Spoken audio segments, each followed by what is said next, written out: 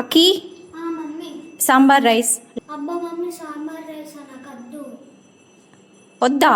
వద్దు. చూసారా, మనకి నచ్చినట్టు వండి పెడితే వాళ్ళు ఎందుకు తింటారు? వాళ్ళకి నచ్చినట్టు చేస్తేనే తింటారు కదా. మీ పిల్లలు కూడా ఇంతేనా? సాంబార్ కదా ఇష్టంగా తింటాడనేసి చేసి పెడితే వద్దు అనేసాడు. ఇప్పుడు మళ్ళీ చచ్చినట్టు ఆమ్లెట్ చేయాల్సిందే. నంచుకోవడానికి అప్పడాలు కూడా ఉన్నాయి. సో అవన్నీ ఏవి వద్దంట. ఒకప్పుడు మన పేరెంట్స్ ఏది పెడితే అది తినేవాళ్ళం. ఇది వద్దు అదొద్దు అని చెప్తే నువ్వు తింటే తిను లేకపోతే లేదు అనేవాళ్ళు. కానీ ఇప్పటి పిల్లలు అలా లేదు.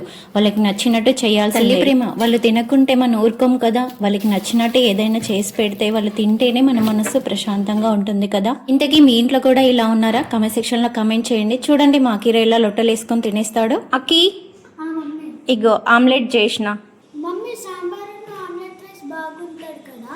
వాళ్ళకి నచ్చింది చేస్తే ఇలా ఇష్టంగా తింటారు కదా. మీ ఇంట్లో కూడా మీ పిల్లలు ఇలానే చేస్తారా అనేది కామెంట్ సెక్షన్లో కామెంట్ చేయండి. లైక్ చేయండి, షేర్ చేయండి, సబ్స్క్రైబ్ చేసుకోండి.